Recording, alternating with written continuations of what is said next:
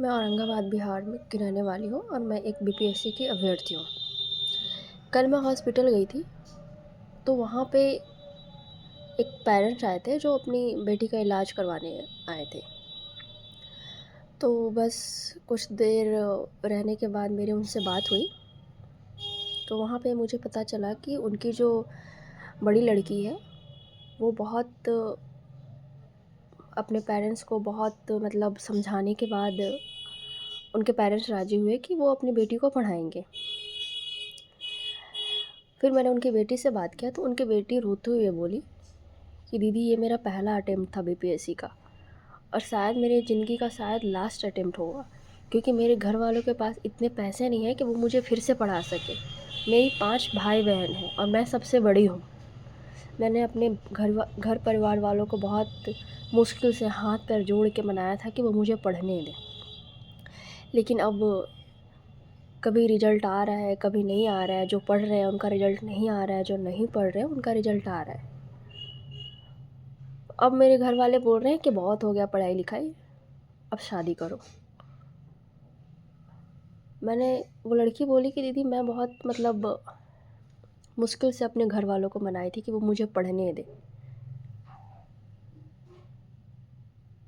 तो उसने मुझे बोला कि आप मेरे पापा को बताइए, वो थोड़ा पढ़ने लिखने दें। मैंने उनके फ़ादर से बात करने की कोशिश की, उनकी मम्मी भी वहाँ पे थी। मैंने बोला कोई बात नहीं, एक बार और मौका दीजिए, वो पढ़ेगी, पढ़ना चाहती है। तो उन्होंने मुझसे बोला कि ठीक है, 28 को तुम्हारा सुनवाई होने वाला है कोर्ट में। अगर वो 28 को फ़ैसला हमारे पक्ष में आता है तो मैं अपनी पाँचों बेटियों को पढ़ने दूँगा। अगर नहीं आता है तो मैं सबकी शादी करवाऊँगा, क्योंकि मेरे पास इतने पैसे नहीं हैं कि मैं और लोगों को पढ़ा सकूँ। मैं सरकार और कोर्ट से यही पूछना चाहती हूँ कि उनको किसने हक़ दिया किसी के सपनों को मारने का?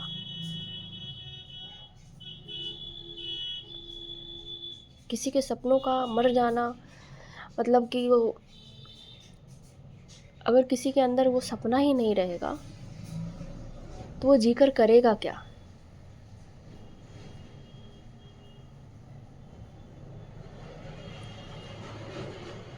मैं बस अब यही उम्मीद करती हूँ कि कोर्ट और सरकार का जो भी फ़ैसला हो हमारे पक्ष में हो। और मैं इस सरकार से रिक्वेस्ट करती हूँ